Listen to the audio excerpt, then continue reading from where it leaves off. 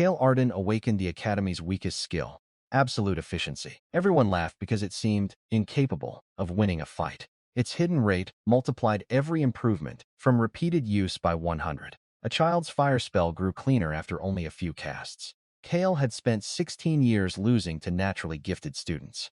Now every mistake, swing breath, and spell could become progress. By morning, his wooden sword shattered a reinforced academy target. The weakest skill had already produced an impossible result. Kale was born without a famous bloodline, legendary surname, noble patron, or connection to the heroes protecting the continent. He grew up watching gifted children receive praise, while his own training only proved how brutally talent could separate people. Strong students learned inherited sword arts, elemental magic, beast control, healing and abilities that could decide entire careers immediately. Kale possessed none of those advantages. Yet he trained harder because effort was the only part of his life he controlled. He ran through freezing terrain, studied monsters, practiced survival, memorized combat theory, and repeated basic weapon drills for years. No matter how much work he invested, stronger classmates still advanced faster, leaving him painfully aware of his ordinary limits. The awakening ceremony therefore felt like his final chance to receive something capable of changing that unfair equation. Every citizen awakened a first skill at 16, and the result could determine whether they became warriors or disappeared into ordinary life. Kale stepped before the ancient crystal, while classmates waited with curiosity, sympathy, and more than enough expectation that he would fail. Energy passed through his body, the crystal dimmed, and the displayed skill name produced a silence that lasted seconds. Absolute efficiency sounded impressive, until the instructors explained that it merely improved the effectiveness of other actions through repeated use. It granted no instant mastery and offered such small visible gains that most users would abandon it before seeing meaningful results. Students openly joked that even a farming ability would offer Kale a more practical future than Bonos Timtir's support skill. The academy instructor did not mock him, but his disappointment hurt more because he calmly described some abilities as unsuitable for greatness. Kale watched classmates celebrate lightning techniques, beast control, healing, and other powers that immediately proved their value. He returned alone to his small room and seriously considered whether years of stubborn effort had finally reached their limit. For the first time, giving up sounded rational instead of cowardly, because the world had seemingly confirmed everything he feared. Then a cold, ancient-sounding notification appeared inside his consciousness. Without Kale deliberately activating anything, he realized the awakening crystal itself had tested absolute efficiency, meaning the support skill had technically been used once. Curious, Kale opened his status information and found a result that contradicted everything the Academy had just taught him. Absolute efficiency now listed its current improvement rate as 100 times, far beyond the microscopic growth everyone expected. The wording mattered because the skill did not simply raise raw power. It reduced waste while increasing the result of repeated actions. A strong spell might waste mana through poor control, while perfect efficiency could squeeze maximum value from every unit of energy. Kale chose the smallest experiment possible, creating the basic flame spell children learned before serious magical training. The first flame was ordinary, weak enough that nobody would ever mistake it for a combat technique. Kale cast it again, then repeated the spell dozens of times while carefully watching mana cost, brightness, stability, and response. The improvement was visible within one session, not after the thousands of repetitions the Academy's description had implied. His flame became brighter while using less mana, and the movement of energy through his hand grew noticeably smoother. Another notification confirmed repeated use had raised the spell's efficiency, proving the first result had not been a mistake. Kale finally understood the hidden advantage. Every practice repetition was being multiplied far beyond normal training value. A technique that required thousands of ordinary attempts could potentially reach comparable refinement. After only a fraction of that work, he did not suddenly become powerful, but for the first time effort had a mechanism capable of defeating natural talent over time. Kale returned to the academy, calm enough that classmates assumed he had accepted his failure and lowered his ambitions. Leon Vane, a gifted swordsman carrying the legendary Crimson Blade ability, openly questioned why Kale still wanted warrior training.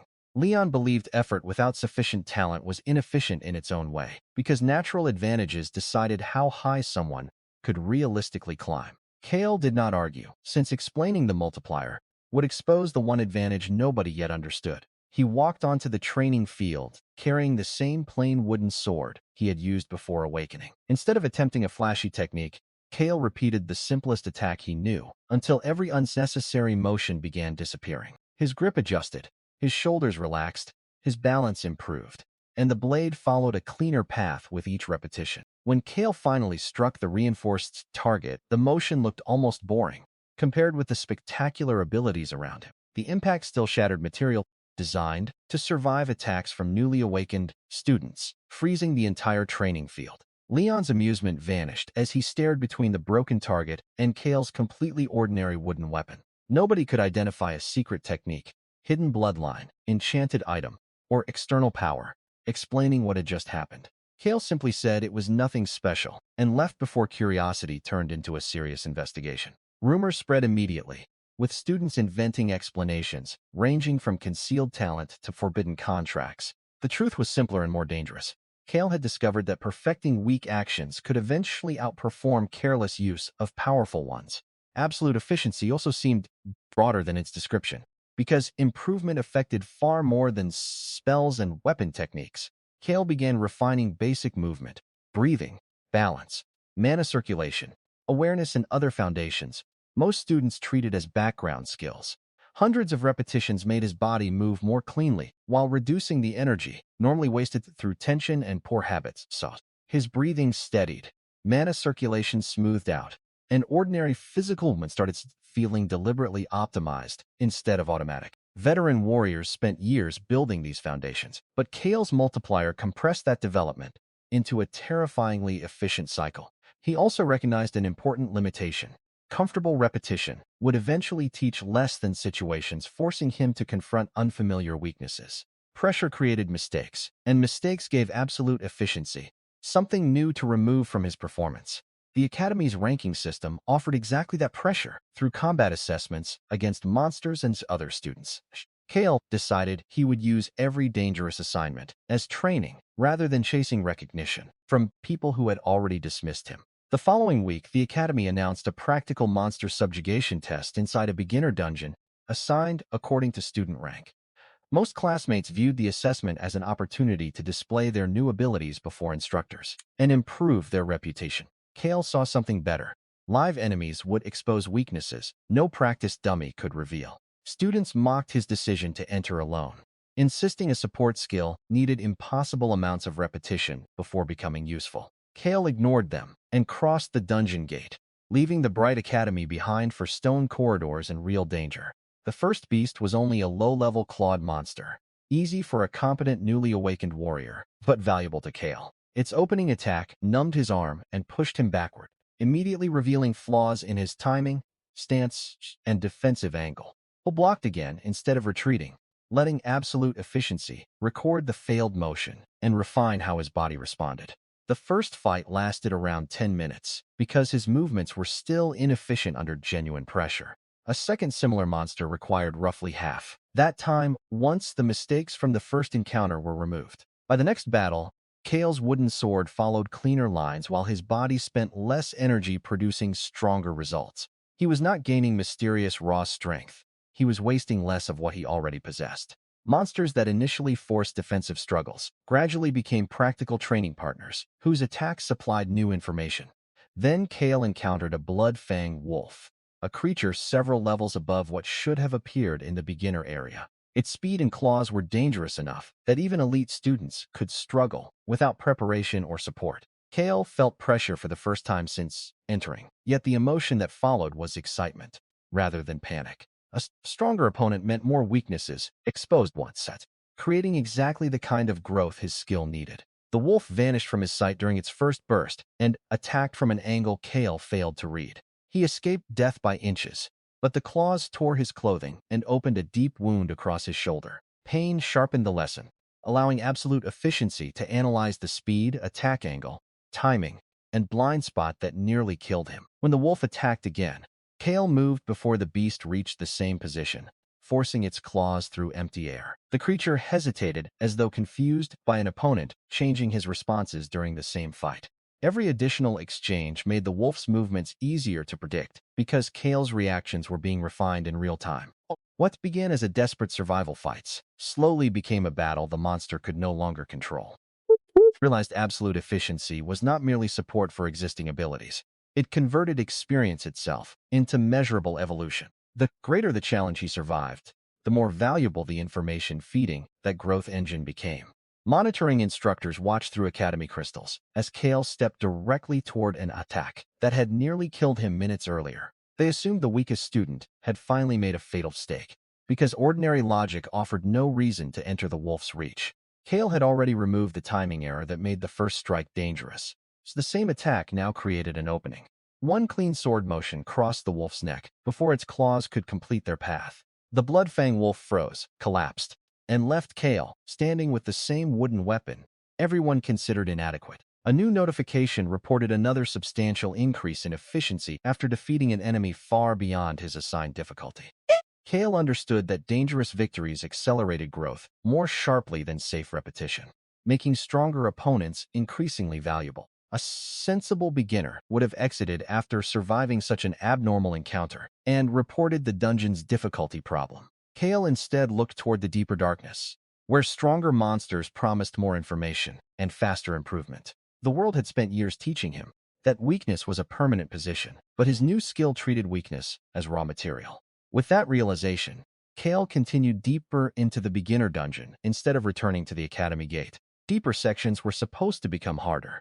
Yet Kale experienced the opposite, because his rate of improvement exceeded the dungeon's difficulty curve. Each monster exposed another flaw, and every corrected flaw made the next encounter require less movement, mana, and hesitation. Sword swings once rough became precise, while spells that drained noticeable mana started costing only a fraction of their original expenditure. Outside, academy instructors stopped treating Kale's progress as a lucky sequence and began reviewing every recorded fight carefully. They confirmed he had defeated multiple Bloodfang wolves, despite those creatures being inappropriate for his assigned beginner route. No artifact appeared in the recordings, and no hidden companion had assisted him from outside the monitoring range. Master Rowan, the Academy's most experienced combat instructor, noticed something more important than Kale's unusual victories. The boy was not merely gaining strength, he was removing identifiable weaknesses from his performance, faster than trained observers could track them. Strength could be measured, but a process that continually eliminated flaws was much harder to place inside a normal ranking system. Kale reached the deepest portion of the beginner zone and immediately noticed the absence of monsters, movement, and ordinary dungeon noise. A quiet dungeon rarely meant safety, so he slowed down and examined the corridor instead of assuming the danger had ended. The ground trembled, and a massive stone door emerged from the wall where no entrance should have existed. Ancient symbols covered its surface, marking something far older than the Academy's current beginner assessment area. When Kale touched the door, the dungeon shook, and a voice from beyond called him an inefficient warrior. The same voice announced that only someone who understood true evolution could enter, then opened the impossible passage before him. Beyond the threshold was not another corridor, but an enormous battlefield containing the remains of challengers who had come before him. A faceless warrior in black armor stood at the center, carrying itself with mechanical precision rather than ordinary hostility. The trial began without explanation, and its first strike launched Kale across the arena, despite his attempt to block. For the first time since discovering his multiplier, Kale faced an opponent whose performance looked more efficient than his own. Every movement from the Guardian produced maximum effect, with no visible waste, showing him a perfected version of the principle he was pursuing. The realization frightened Kale for only a moment before turning into excitement, because the Guardian represented exactly what he could become. He returned to his feet and accepted another attack, knowing ordinary tactics would never overcome the enormous difference between them.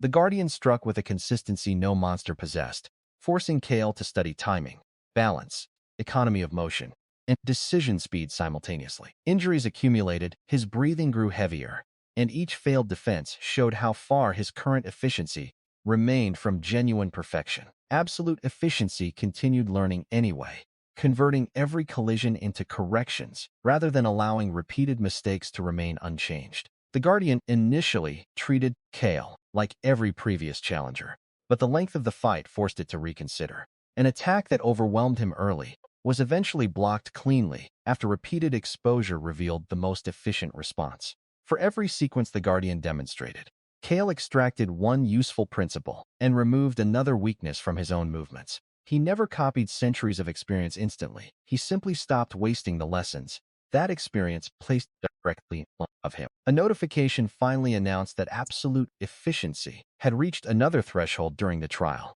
Kale felt his movements become natural in a new way, as though his body had stopped arguing with the intentions in his mind. The Guardian answered by preparing an ultimate strike, refined through centuries of repeated combat and failed challengers. Ordinary students would not have perceived the attack clearly enough to understand why they were defeated. Kale watched the smallest signs in the Guardian's stance and recognized the logic that had once been invisible to him. He raised his plain wooden sword and answered with the simplest movement he had practiced more than any other.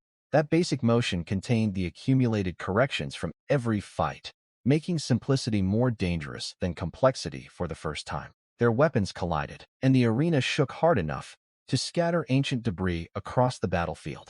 The Guardian's weapon, which had survived countless challengers, finally cracked under a strike created through relentless refinement. Its surprise mattered more to Kale than any announcement, because he had forced an ancient trial to recognize his changing potential. The Guardian declared that Kale was not merely mastering individual skills anymore. He was beginning to master evolution itself. The battlefield started dissolving as the hidden trial accepted his result and released him from the ancient arena. Before disappearing, the Guardian warned that power capable of continuous growth attracted fear, precisely because other people could not predict its ending. The world preferred heroes with understandable limits, while someone who could repeatedly surpass those limits threatened every comfortable assumption. A wave of energy carried the trial's accumulated experience into Kale without giving him a legendary weapon or convenient new spell. The final lesson was simpler. Evolution belonged to those who continued changing, not automatically to whoever started strongest. Kale returned to the dungeon corridor with sharper senses, smoother mana control, and a deeper understanding of what absolute efficiency actually did. The ancient stone door vanished completely, leaving no obvious evidence that the hidden battlefield had ever existed. Kale studied his hand and recognized that the same body once trembling around a wooden sword now responded with deliberate precision. The trial's real reward was understanding that his skill reduced the distance between his current performance and a more perfect version. A genius might rely on talent and a legend on destiny, but Kale's path required something more ordinary and more repeatable: time. Every second containing action, failure, study, or pressure could provide another chance to improve. Kale resumed his descent, and the dungeon beasts reacted to him differently. After the ancient trial, animals that normally attacked aggressively hesitated, as though instinct recognized a predator. Where a weak student had entered earlier, an ironback bear eventually blocked the route, protected by skin hard enough that beginner parties normally needed teamwork to defeat it.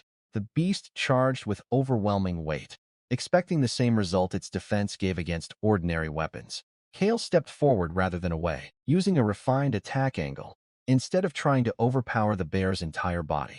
One clean strike found the precise vulnerable line needed to bypass the defense everyone else treated as impossible. The ironback bear collapsed after an encounter far shorter than Kale's first fight against a simple, blood-fang wolf. Kale recognized the accelerating cycle.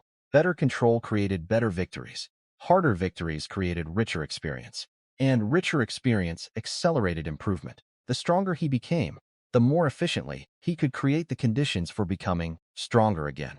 He still looked like the same student, carried the same wooden sword, and produced no dramatic aura advertising his progress. That ordinary appearance made the transformation more unsettling for the Academy staff watching from outside. The dungeon's achievement crystal attempted to record Kale's completed challenges as required for every student assessment. Its display flickered repeatedly before shattering, not from a physical attack, but from information it could no longer process correctly. Guards immediately summoned instructors, because an academy crystal had never failed, simply because one student's progression was abnormal. Master Rowan arrived, studied the broken device, and questioned Kale as soon as the dungeon released him. Kale remembered the ancient guardian's warning and decided explaining every detail would create more danger than it solved. He answered that he survived, technically telling the truth while revealing nothing about the hidden arena or evolving mechanic.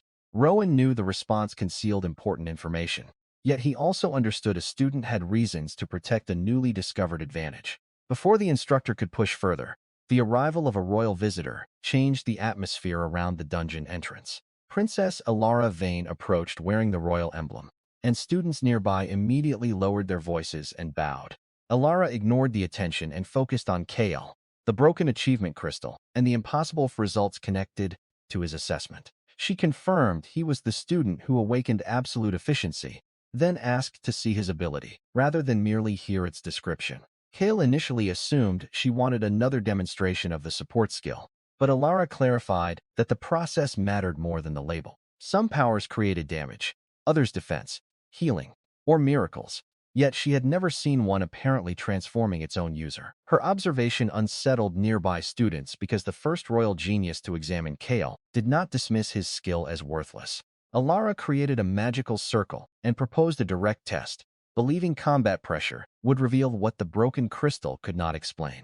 She was already considered one of the kingdom's most gifted young mages, carrying a legendary elemental ability far above beginner standards. Kale accepted immediately because opponents beyond his current level were exactly what absolute efficiency converted into the most valuable growth. The test began on an open training field, while students and instructors gathered to watch the weakest awakening face royal talent. Elara released a broad wave of fire, powerful enough to force ordinary students away from the edge of the field. Kale moved forward instead of retreating, deliberately entering an attack he could not fully understand from a safe distance. Flames swallowed him for several seconds, and spectators assumed the demonstration had ended before it properly began. Kale walked out burned but standing, while absolute efficiency analyzed heat, mana behavior, movement, and his body's failed responses. Elara noticed something others missed. Kale was not simply resisting her magic more successfully with each exposure. His body and mana control were actively adapting to the experience, changing the conditions of the next attack.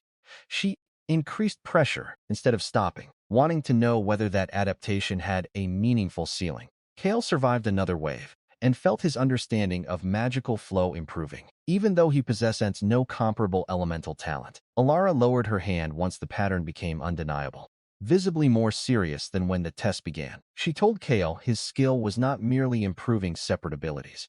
It appeared to be optimizing the user himself. That conclusion contradicted the world's accepted belief that awakened skills were fixed packages, defining someone's long-term potential. A weak awakening was supposed to mean a weak future, while legendary abilities were treated as proof of predetermined greatness. Kale's burned arm already displayed more resistance than it had minutes earlier, giving Elara physical evidence that the old model was incomplete. The princess became the first influential person to describe his supposed weakness as a process nobody yet understood. Her interest spread quickly because attention from the royal family guaranteed that other factions would begin asking the same questions. Kale had spent years being invisible to powerful people, and now his unpredictability made them unable to ignore him. That evening, he received a formal summons to the royal palace, rather than another ordinary academy instruction. Students immediately speculated that the kingdom wanted to reward, recruit, control, or investigate the weak student who broke their measurements. Kale expected powerful officials to treat him as a resource the moment he entered the palace. He was partly right, because the first questions were not about his feelings or achievement, but about what his ability could eventually become. Royal advisors examined Kale like an unknown weapon, asking whether his improvement could be predicted, measured, or limited before becoming dangerous. Elara stood nearby and watched the discussion without joining the officials who treated uncertainties as a problem requiring immediate control. King Alaric Vane finally opened his eyes from the center of the hall, and the atmosphere became heavy enough to test Kyle again. The king's presence alone forced ordinary people to struggle for breath, yet Kale's body instinctively adjusted its posture and mana circulation. Alaric noticed the adaptation immediately, confirming that absolute efficiency kept working. Even when Kale was not deliberately training a technique, he asked the simplest question in the room. How strong could Kale eventually become if the process never stopped? Kale answered truthfully that he did not know, because his ability gave him direction without revealing a fixed destination. The king observed that uncertainty was more dangerous than any impressive number, since numbers at least described an understandable boundary. Advisors exchanged uneasy looks, while Kale recognized that people who had once ignored his weakness were now frightened by his future. The royal family decided to observe rather than imprison him, but the meeting made clear that his growth had entered national attention. Beneath the capital, another group reacted far more aggressively to news surrounding the newly awakened student. Black-robed figures gathered inside a forgotten underground temple, marked with a symbol erased from modern history.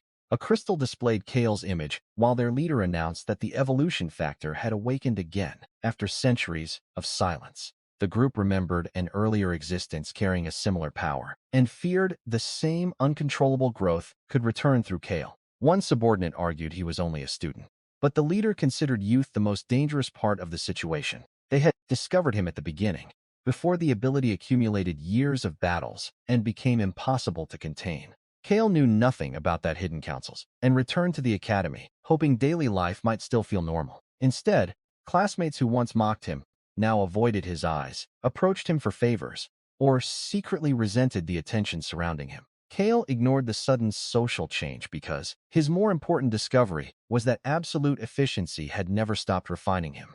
Elara's fire improved his magical understanding, dungeon combat improved instincts, and even royal pressure strengthened resistance to hostile presence. Every meaningful experience produced some form of progress, so Kale began designing training around exposure instead of repeating one specialty forever. He practiced swordsmanship, strength, mana control strategy, awareness, survival, movement, and simplicity rather than choosing a narrow path. If every action could become better, then daily life itself could be converted into a training environment. Days became weeks, and the student once struggling in basic tests began defeating increasingly advanced opponents with uncomfortable consistency. Kale rarely dominated immediately. The disturbing part was how quickly each opponent's advantage stopped working after the fight began. Stronger students could still pressure him early, but every exchange shortened the distance between their polished techniques and his evolving responses. The academy eventually realized Kale was not simply catching up to his peers. His rate of catching up was accelerating. That realization arrived just before the announcement of the annual ranking tournament, the academy's most important public competition. Nobles, adventurers, military observers, and representatives from powerful organizations used the event to evaluate the kingdom's next generation. Everyone expected familiar elites to dominate, especially Leon Vane and Princess Elara, whose abilities already carried legendary reputations. Kale's name near the bottom of the registrations list became the tournament's first controversies before any match had started. Students questioned whether absolute efficiency could matter against opponents capable of ending a battle before adaptation had enough time to occur. Others worried about the opposite possibility. If Kale survived each round, nobody knew how much stronger the tournament itself would make him. Uncertainty divided the academy between people convinced his growth would eventually stop and those beginning to suspect it might not. Leon belonged to the first group, partly because accepting Kale's path threatened everything he had believed about talent since childhood. The vain swordsman trained inside his family hall, repeatedly cutting reinforced targets with the crimson power that had defined him as gifted. His technique remained powerful and disciplined, yet recent victories felt less satisfying. Whenever he remembered Kale's plain wooden sword, Leon told himself adaptation could never equal genuine talent developed through years of elite training and family resources. The argument sounded convincing until he remembered Kale identifying flaws in techniques other students considered nearly perfect. Kale spent the same preparation period alone, on an abandoned training ground, repeating simple movements instead of chasing spectacular new skills. Each swing adjusted by tiny amounts, creating the kind of improvement most spectators would never notice until the final result appeared. His confidence came from process rather than ranking, because every tournament opponent would expose another problem he had not encountered yet. For Kale, the competition was less a stage for proving superiority than a laboratory filled with increasingly difficult challenges. Tournament day drew thousands of spectators and transformed the academy arena into the center of attention across the kingdom. Early matches displayed elemental magic, enhanced bodies, inherited weapon arts, defensive abilities, and the polished advantages expected from elite students. Kale's first opponent was an experienced third-year warrior, known for endurance and strong defense rather than flashy attacks. The matchup looked terrible for someone carrying a wooden sword and an ability that supposedly required time to produce noticeable progress. At the opening, Kale was genuinely weaker, and the older student controlled distance while absorbing attacks that failed to threaten. Spectators relaxed because the match appeared to confirm the expected hierarchy between practical combat talent and a strange support skill. Kale spent the first exchanges studying instead of forcing damage, allowing every blocked attack to reveal something about the defensive technique. After several minutes, his footwork changed, his attack angles narrowed, and wasted movements began disappearing from each approach. The opponent noticed first when Kale avoided an attack, before the same motion had fully developed. He accused Kale of acting like someone who had already seen the technique, though the two had never fought before. Kale offered no explanation, because describing a skill that learned from every exchange would only distract from the battle. The third-year warrior increased pressure, hoping raw force would finish the match before further adaptation became dangerous. That decision supplied Kale with exactly the information he needed about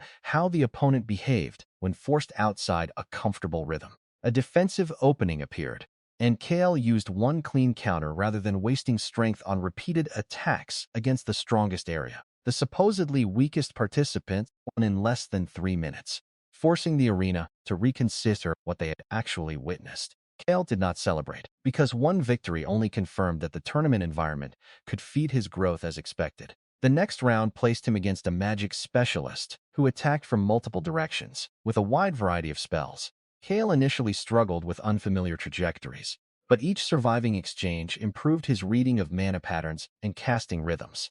By the end, attacks that seemed chaotic followed recognizable logic, allowing him to cross the field with far less unnecessary movement. A spear user tested speed in another round and exposed how slowly Kale responded to long-range weapon changes. Kale absorbed that lesson until the spear's reach stopped being an advantage and became a predictable commitment he could exploit. A physical specialist then tried overwhelming him through raw strength, forcing Kale to refine structure rather than contest power directly. He learned to redirect force, conserve balance, and make smaller movements carry results that previously required much greater effort. Each opponent removed a different weakness, making the tournament progressively more valuable to Kale and progressively more alarming to everyone else. Organizers expected students to improve between competitions, not visibly transform their performance during a single afternoon of matches. By the halfway point, Kale's name had climbed from the bottom of the list into the semifinal bracket. The Academy could no longer call his progress a lucky dungeon incident, because hundreds of witnesses had watched the same pattern repeat. His semifinal opponent was announced, and the arena immediately became louder than during every previous match combined. Leon Vane would finally face the student, whose existence had been challenging his understanding of talent since the training field incident. Leon entered with the legendary Crimson Blade burning around his weapon, making the contrast against Kale's wooden sword almost insulting. For once, Leon's expression contained no mockery, because too many impossible results had already proven Kale deserved serious preparation. He admitted he did not understand what had changed, but he refused to lose to someone who had once stood far beneath him. Kale answered that he was not interested in defeating the old version of Leon everyone already knew.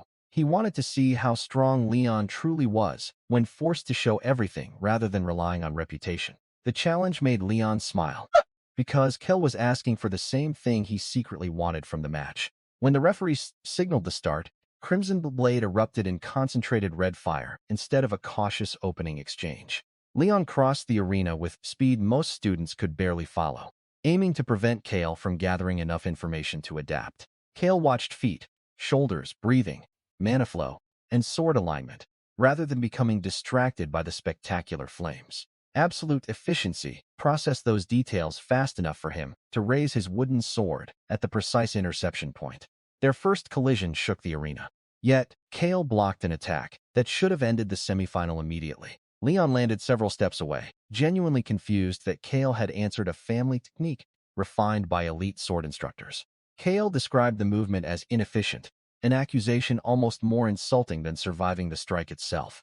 Leon had practiced that technique thousands of times and never heard anyone question its execution before this match. Kale explained nothing further, because the flaws were already visible once his skill swayed assumptions the absence surrounding reputation.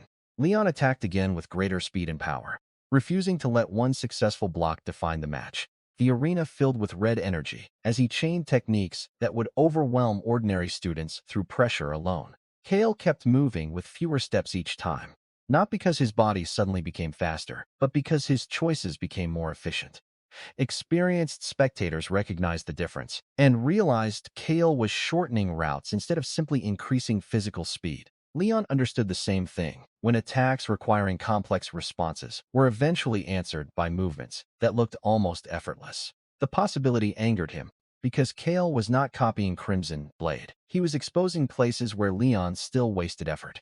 For the first time, Kale landed a clean hit and opened a thin cut across Leon's academy uniform. Leon did not retreat emotionally from the setback.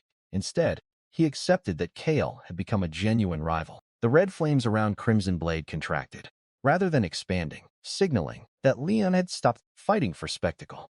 His family technique entered a refined state called Crimson Heart, concentrating destructive power into smaller, cleaner movements. Kale immediately became more excited, because Leon was doing something few opponents had managed against him, improving during the fight. The semi-final stopped being a demonstration of one evolving student and became a contest between different ways of pursuing refinement. Leon attacked again with a nearly silent strike, forcing Kale to confront the most efficient version of Crimson Blade he had seen. Crimson Heart removed the waste Kale had exploited earlier, leaving fewer obvious openings and dramatically increasing Leon's threat. Their weapons met again, and the difference in equipment became impossible to ignore as the wooden blade began breaking apart. Spectators assumed the shattered weapon finally settled the argument because Leon still carried a legendary ability and superior armament. Kale discarded the broken section instead of surrendering, then adopted the same structural principle he had learned from Leon's refined stance. He did not summon Crimson Fire or imitate the family ability. He reproduced the underlying efficiency through pure sword movement. One simple strike split the air and forced Leon backward, despite containing none of the supernatural effects supporting Crimson Blade. The arena fell quiet because Kale had extracted understanding from the technique, rather than stealing the power itself. Leon finally saw that his real advantage had never been only the legendary skill he awakened at 16.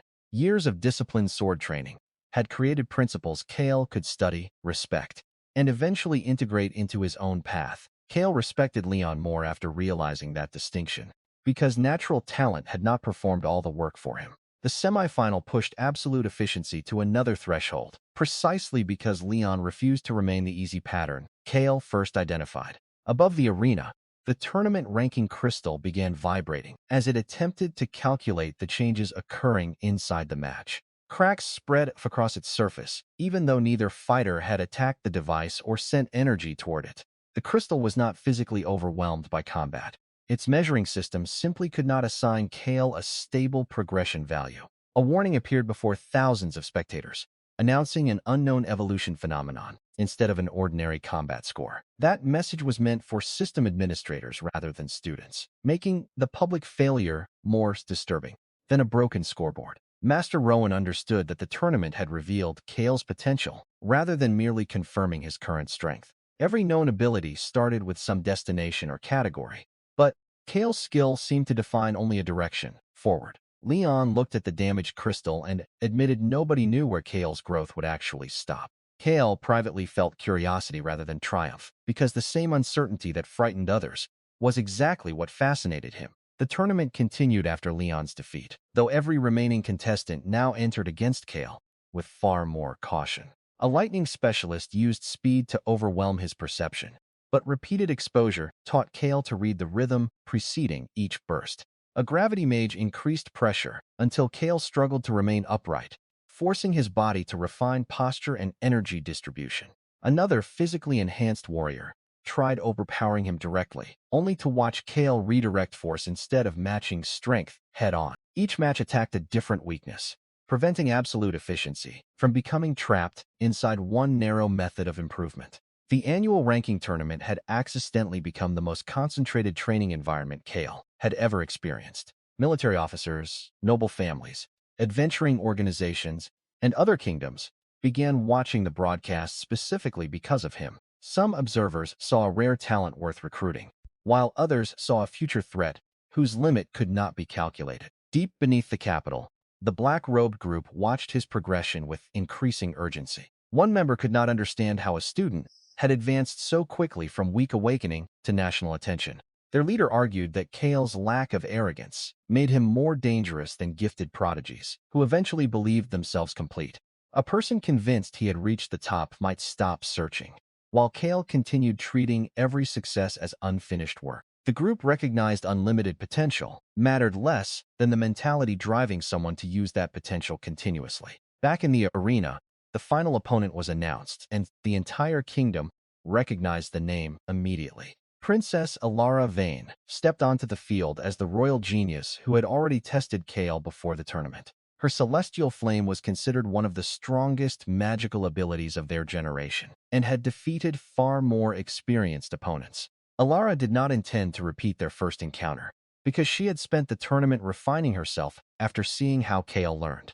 She admitted the earlier fire test had stopped before revealing everything, and promised this match would be different. Kale noticed her flames were smaller, denser, and more controlled, meaning Elara had removed waste from her magic independently. That development mattered, because he was finally facing an opponent who refused to remain fixed while absolute efficiency adapted. Elara asked whether Kale could still surpass someone who was improving at the same time he was. For the first time during the tournament, that question created genuine excitement instead of another predictable challenge. The referee gave the signal, and Elara immediately covered the arena in controlled fire, rather than offering a cautious opening. Kale did not simply walk through the flames as before, because the structure of her magic had changed too much for that response. A thin fire attack struck with concentrated force and pushed him backwards several meters before he could fully adapt. Elara followed with numerous small flame blades moving independently, forcing Kale to process several attack paths at once. He avoided them with minimal movement, but his adaptation progressed slower because Elara continuously modified the patterns he was learning. Every time Kale identified a weakness, she changed the technique enough to prevent him from exploiting the same answer again. The final became a race between two evolving fighters, rather than a contest decided by starting power. Kale eventually countered and noticed that the same principles governing efficient sword movement also existed inside magical control. He began reading mana flow, heat distribution, casting structure, and the relationship between intention and elemental movement. Elara realized he was not developing her specific royal flame ability. He was becoming more efficient at understanding magic itself. Kale admitted his adaptation was not truly unlimited in the moment, because he still needed to survive an experience before learning from it. That limitation gave Elara a clear strategy: create something dangerous enough that one first encounter might be decisive. She raised both hands and gathered enough fire above the arena that instructors immediately prepared emergency barriers. The spell, Solar Judgment, represented years of royal research and power far beyond ordinary student competition. Elara trusted Kale enough to use it, but the judges treated the decision as a potentially fatal escalation. White Firefin descended, swallowing the battlefield, and erasing Kale from view behind the Academy's protective barrier. For several seconds, spectators believed the weakest skill had finally reached a challenge it could not survive. A sword strike cut through the fading flames, and Kale emerged burned, exhausted, but still standing. Absolute efficiency had converted the overwhelming attack into information about heat, pressure, mana behavior, and magical structure. Kale raised one hand and produced a flame no stronger than basic childhood magic, confusing everyone watching. The tiny spell contained virtually no wasted mana, making it the cleanest simple flame even royal experts had seen. Elara understood immediately that Kale had reached a new principle without copying her legendary elemental talent. The audience saw a weak spell for only a moment, before recognizing its precision made the point more clearly than raw destruction. Kale had survived one of the kingdom's strongest young mages, and converted the experience into a better understanding of magic. Elara smiled instead of feeling humiliated, because the result gave her the kind of opponent she had wanted for years. Rather than repeat Solar Judgment, she lowered her stance and began attempting something she had never successfully completed before. Her magic became almost invisible as she tried evolving Celestial Flame during the battle, instead of relying on a finished technique. Instructors recognized what she was doing and reacted with fear, because magical evolution normally required years of controlled research. Elara used the pressure of fighting Kale to force herself into discovering a new answer in real time. The strategy changed the final completely, because absolute efficiency could not instantly optimize something that was still being created. Kale watched the unstable new flame and realized Elara had become another moving target rather than a fixed problem. A translucent fire finally formed above her palm, calm enough to look less dangerous than the earlier overwhelming attacks. Its restraint was deceptive, because the new flame consumed only what Elara intended, instead of burning everything indiscriminately. Kale's skill analyzed the phenomenon, but could not immediately produce a perfect response, because the technique had not finished defining itself. Alas noticed his hesitation and explained that neither of them possessed a completed path anymore. That statement captured the reason their battle felt different from every previous fight Kale had used as training. Both combatants were creating answers while pressure demanded them, making adaptation itself the central conflict. Elara named the evolving technique Genesis Flame and pushed its control beyond what her body comfortably supported. Kale attacked with his sword, and the translucent fire formed a defensive response instead of relying on its earlier offensive role. The shield adjusted under pressure, showing that Elara had created a magical technique capable of limited adaptation during combat. Kale attacked again. Elara refined the response, and every exchange forced both fighters to continue changing. Protective barriers around the arena cracked repeatedly as the judges stopped pretending ordinary student measurements still described the final. Kale eventually noticed the weakness hidden inside Genesis Flame. Its complexity demanded more from Elara's body than she could sustain indefinitely. Tiny delays appeared in her casting, followed by fluctuations in mana that almost nobody else in the stadium could detect. Elara admitted he had found the problem, then revealed she already knew the technique was pushing beyond her physical limit. She had chosen the risk intentionally because surviving that limit might allow her to evolve the body and control supporting the spell. Kale respected the decision because it mirrored his own willingness to use dangerous challenges as catalysts for improvement. Genesis Flame expanded across the sky in its most complete form, marking the birth of a new legendary technique before the kingdom. Absolute Efficiency reacted at the same moment and announced that Kale had reached another conceptual threshold. His ability was no longer only improving movements, spells, or isolated techniques. It was beginning to recognize the idea behind perfection. Kale understood that every ability contained a better possible form, and his power was gradually learning how to reveal that direction. The wooden sword he had carried since the beginning began vibrating under the accumulated experience of every battle. It did not transform into a legendary artifact, but Kale's relationship with the simple weapon had become inseparable from his evolution. He created a sword movement that belonged to neither Leon's Crimson Blade nor Elara's magic. The technique combined every lesson Kale had earned without imitating the supernatural abilities that originally taught those lessons. Genesis Flame and Kale's new sword strike collided, shattering protective barriers and forcing instructors to reinforce the arena immediately. When the dust cleared, both finalists remained standing, injured and exhausted enough that neither could claim a clean victory. The referee hesitated over the result, but the Academy Crystal answered first by displaying something more important than a win or loss. The crystal rejected its old classification and recognized that absolute efficiency had surpassed the category assigned during Kale's awakening. Master Rowan explained that the problem was not a broken measuring device. Kale's skill itself had changed beyond its recorded definition. Awakened abilities were supposed to define their users.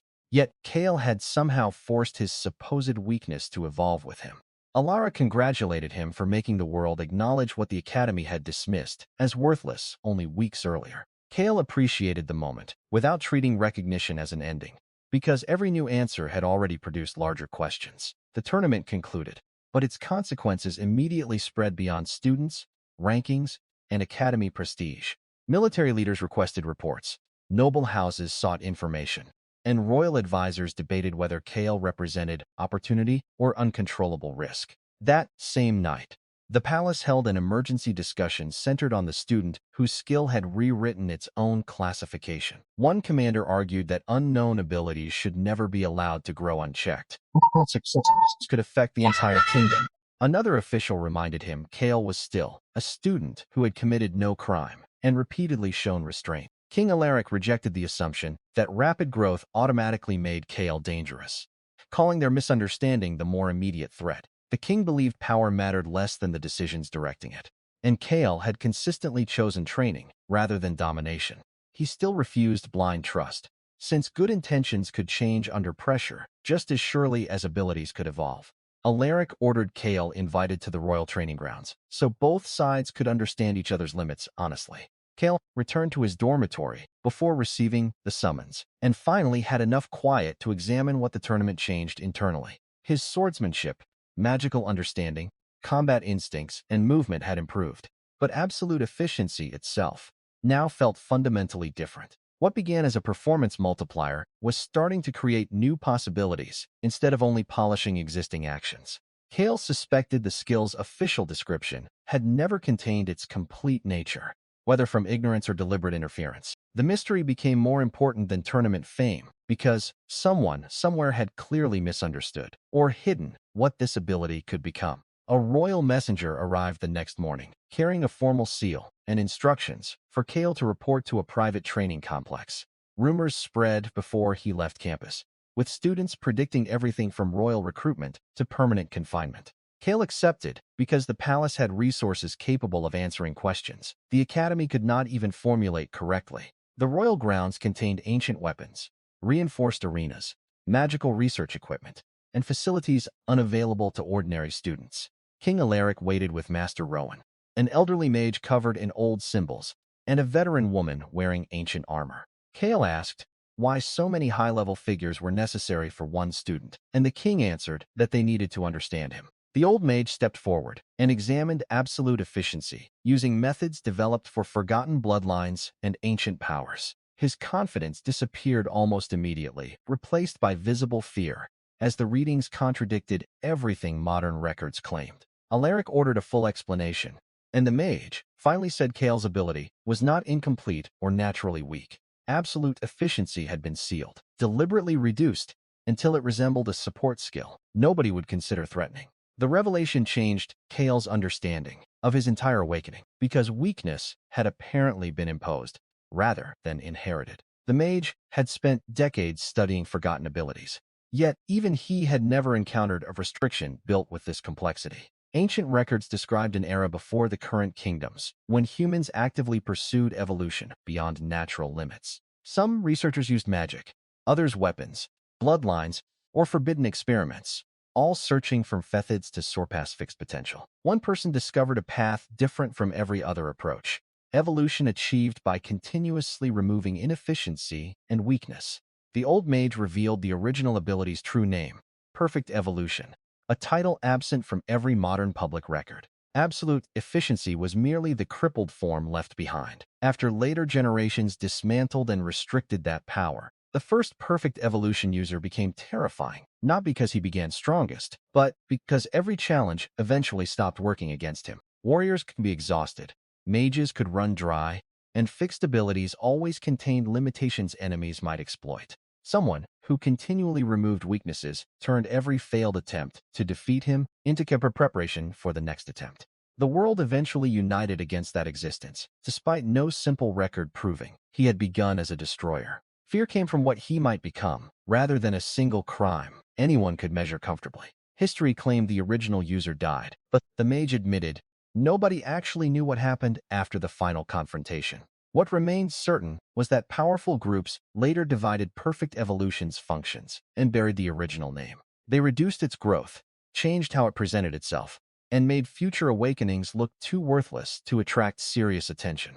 Kale clenched his hand, finally understanding that people had mocked a weakness created by someone else's fear thousands of years earlier. King Alaric watched carefully, expecting anger from a student. Learning his limitations had been deliberately engineered. Kale was angry, but he also recognized that the sealed beginning had shaped the person standing in the training ground now. Starting weak forced him to learn patience, respect failure, practice fundamentals, and understand what vulnerability actually felt like. If overwhelming power had appeared immediately, Kale could not know whether he would have developed the same discipline. The old mage called that attitude the reason the ancient suppression had already started failing. Whoever designed the seal understood power, but underestimated the persistence of growth operating from the weakest possible starting point. Absolute efficiency kept evolving even while restricted, meaning the seal changed Kale's beginning without controlling his destination.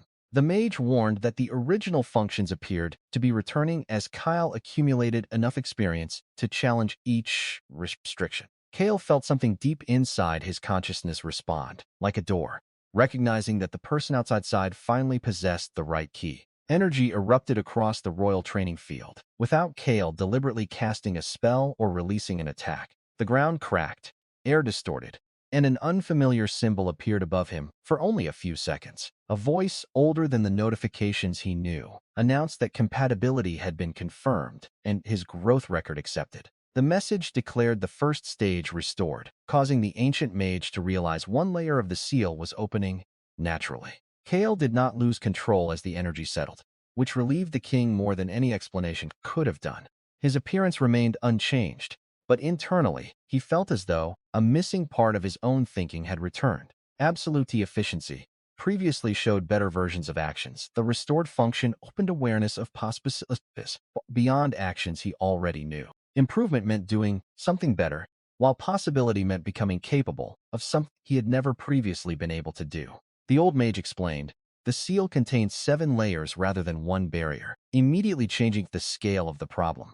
7 separate restrictions had been placed on one's ability because its creators did not believe any single limitation could hold permanently. The first layer primarily slowed growth enough to make absolute efficiency look harmless during ordinary awakening tests. Another layer restricted whether perfect evolution could change its own functions instead of merely improving Kale's external techniques.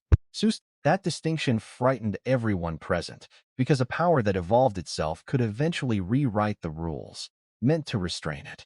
Kale understood why the ancients chose delay instead of destruction.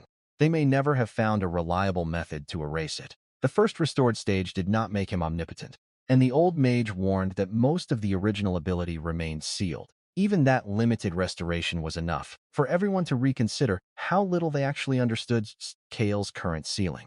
Beneath the capital, the black-robed faction sensed the same change when their monitoring crystal abruptly shattered. Their leader abandoned his usual composure and announced that perfect evolution itself had returned, rather than merely showing signs of activity. A subordinate argued they still had time, but the leader explained why the event was worse than losing track of Kale. The seal had opened because Kale became worthy under its own rules, not because outside enemies accidentally broke a barrier. Ancient suppression therefore recognized the exact growth pattern the black-robed group had feared would eventually reappear. Kale remained unaware of their panic, while the royal group continued measuring the restored ability. The most unsettling result was how ordinary he still behaved after discovering that his supposedly worthless skill belonged to forbidden history. He asked technical questions, tested small movements, and treated a world-changing revelation like another problem that required careful understanding. King Elara found that calmness reassuring, though he knew restraint today could never guarantee every future decision. Princess Elara arrived during the investigation and immediately noticed the difference in Kale's presence, even without seeing an obvious aura. Leon also learned enough about the revelation to understand his former rival had been training against artificial restrictions the entire time. Neither reacted with the fear the older officials expected, because both had already watched Kale choose growth over domination repeatedly. The old mage began explaining how the original user disappeared from history, but the training ground suddenly shook before he could finish. A black crack opened in the sky above the royal capital, carrying pressure powerful enough to make ordinary citizens collapse. Animals fled instinctively. Alarms sounded across defensive districts, and soldiers struggled to identify what kind of invasion had begun. Kale looked upward and experienced a recognition that did not belong to any memory from his own lifetime. Perfect evolution reacted to the crack, as though the returning energy belonged to the same ancient history buried inside its seals. The old mage went pale and warned that the people connected to the original suppression might be responding to the restored ability. Dark energy poured through the widening fracture, while King Elara ordered royal defenses activated throughout the capital. A human-shaped figure finally stepped from the crack, with white hair, exhausted eyes, and an age impossible to read. Every high-level warrior prepared for battle, but the stranger ignored them and addressed Kale as the successor. He claimed his name and existence had been erased from history, even though the ability itself still remembered him. The old mage understood first and reacted with disbelief strong enough that everyone else immediately knew the answer mattered. The stranger identified himself as the first person who had awakened perfect evolution thousands of years earlier. Kale finally stood face to face with the existence, whose growth had frightened ancient civilizations, enough to create 7 restrictions. The original user insisted he had not returned to kill Kale or rescue him from the consequences of awakening. He had come for one purpose: determine whether the new successor was actually worthy of carrying the same power. An ancient sword formed in his hand, refined by countless battles and thousands of years of accumulated improvement. Pressure rolled through the capital as the first user explained that endless growth mattered less than the person choosing its direction. Kale raised his own weapon and accepted the trial, knowing this opponent represented the road he had barely started walking. The original user's first strike arrived with a level of refinement Kale had never experienced from Leon, Elara, monsters, or academy instructors. Every motion represented centuries of removed waste, leaving Kale almost nothing obvious to analyze before the blade reached him. Their weapons collided, and the force drove Kale backward across the training field, despite his restored first-stage ability. The difference was not a small gap in strength, but thousands of years of accumulated understanding, pressed to every movement. The ancient warrior disappeared from Kale's sight and stopped a second attack beside his neck before Kale could complete a response. King Alaric, Elara, Leon, and Rowan immediately understood. They were watching a master test someone only beginning the same discipline. Kale accepted the loss without excuses, because unlimited potential did not magically erase the value of experience already earned. The first user approved of that reaction and warned that great power often fails when its owner mistakes potential for completion.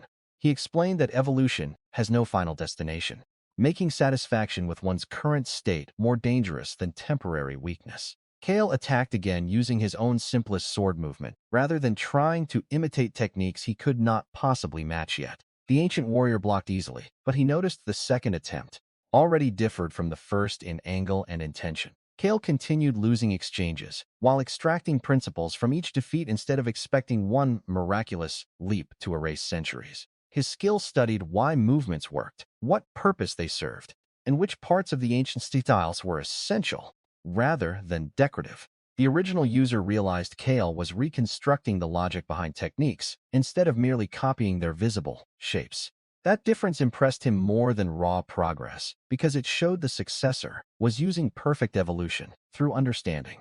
The duel slowed when the ancient warrior lowered his sword and admitted his own path had eventually gone wrong. He had pursued evolution because weakness frightened him and believed reaching the highest point would finally make him impossible to hurt. Every success pushed him higher until surpassing others became more important than remembering why strength originally mattered. Kale listened and recognized the contrast between them before the ancient warrior finished explaining it. Kale did not train because he wanted everyone beneath him. He trained because unanswered challenges made him want to discover what was possible. The first user had treated evolution like a climb toward a summit, while Kale treated it like an expanding field of possibilities. That difference gave the ancient warrior hope that the same ability might finally produce a different future. Their conversation ended when the black fracture above the capital suddenly expanded and released several unfamiliar presences. The first user's expression hardened because the ancient powers connected to perfect evolution had sensed its return. King Alaric prepared the kingdom's strongest defenders, while the old mage identified the new arrivals as entities erased from modern history. The ancient warrior warned Kale that this invasion represented the real test, waiting beyond personal improvement and academy rivalry. One massive figure emerged in black armor, carrying hatred so intense that even veteran warriors struggled to remain steady. The old mage whispered the name Null Emperor, an ancient existence blamed for the destruction of entire civilizations. The creature called the first evolution user an unfinished experiment and reacted to Kale as the return of a cursed power. The ancient warrior answered without fear, showing the two had faced one another long before the current kingdoms existed. The Null Emperor argued that history already proved endless evolution could become disaster when no force remained capable of restraint. The first user did not completely deny the accusation, because his own history contained exactly the isolation he had just heard about. The Null Emperor declared perfect evolution would be sealed again and gathered enough darkness to shake the entire capital. Royal defenders raised barriers, yet the scale of the attack made ordinary magic look insignificant by comparison. Kale felt the second layer of his internal seal react before the darkness reached the ground. The old mage recognized the change and shouted that another restriction was beginning to crack under pressure. Kale experienced pain far worse than any tournament injury, as perfect evolution responded to something beyond his current capability. Elara and Leon instinctively moved to help, but the ancient warrior stopped them before they disrupted the process. He explained that Kale had to confront this barrier personally, because outside protection could preserve the seal, rather than break it. Kale's consciousness seemed to leave the battlefield and enter a space filled with countless possible versions of himself. He saw a stronger swordsman, greater mages, perfected warriors, and paths leading far beyond anything his current body could perform. The first restored stage had shown that better forms existed. The second exposed an overwhelming number of directions toward them. Kale finally understood that earlier absolute efficiency reacted after experiences had already happened to him. The second stage was changing something deeper, allowing his entire existence to adapt toward overcoming a challenge, rather than only polishing responses afterward. Previously, fire taught resistance and swordsmanship taught better movement through surviving specific attacks. Now perfect evolution was beginning to remove the concept that a limitation had to remain permanent simply because Kale currently possessed it. The Null Emperor's darkness descended, while Kale remained trapped between the battlefield and the impossible possibilities inside his mind. The creature expected the attack to erase a successor who had not yet grown enough to become another ancient threat. The darkness stopped inches from Kale before touching him, as though the attack had suddenly encountered a rule it could not cross. Pressure around Kale changed enough that the Null Emperor hesitated for the first time since entering the capital. When asked what he had done, Kale answered with the same simple idea that defined his entire journey. He adapted. The second stage completed its awakening, and the ancient warrior smiled because Kale had crossed a boundary he once reached differently. Kale stepped forward and shattered the halted darkness, using the most efficient answer his evolving existence could produce. The Null Emperor studied him with growing uncertainty and accused Kale of using perfect evolution unlike the original successor. It remembered the first user pursuing superiority, always trying to stand above whatever opponent appeared next. Kale's pattern was different because every enemy, spell, weapon, and problem became something he wanted to understand rather than merely dominate. The Null Emperor called that difference even more dangerous, since curiosity could expand in every direction. Instead of ending at one summit, more cracks spread across the sky, revealing additional ancient beings waiting for the moment. Perfect evolution became visible again. Royal soldiers prepared for a war. Their instincts already told them they could not win through ordinary military strength. The first user warned Kale not to repeat his greatest mistake by trying to carry every battle alone. Evolution did not mean becoming so complete that relationships, allies, teachers, and rivals stopped mattering. Every person who challenged Kale had already contributed something his ability later transformed into progress. Leon's sword taught refinement. Elara's magic taught adaptation against change, and the Dungeon Guardian taught the value of efficient principles. Even enemies mattered because their attempts to stop Kale revealed weaknesses he would never face inside comfortable training. Kale realized his growth had always depended on interaction with the world rather than isolation from it. Perfect evolution responded to that understanding, and the restored power began expressing a form the first user had never fully recognized. The old mage stared at the changing symbol and concluded that the original ability had never been meant to evolve alone. Its deepest function used experience from challenges, relationships, opposition, and cooperation as material for continuous transformation. The first user had interpreted the power as endless self-improvement, missing the broader cyst hidden inside his own ability. The Null Emperor attacked before anyone could study the revelation further, covering the capital in another wave of ancient darkness. This time, Kale did not position himself as the only person responsible for answering the threat. Leon stepped beside him, with Crimson Blade burning brighter after everything learned during their tournament battle. Elara raised Genesis Flame, now more stable because she had continued developing the technique after nearly exhausting herself in the final. King Alaric drew his weapon while Master Rowan and the Ancient Mage prepared support across the royal defenses. The original Perfect Evolution user joined them and appeared relieved to see Kale accept strength from people standing beside him. The Null Emperor mocked human bonds as weakness, arguing that dependence only created vulnerabilities an ancient enemy could exploit. Kale rejected the premise because weakness was not the opposite of evolution. It was the place where improvement actually began. He agreed in his own way.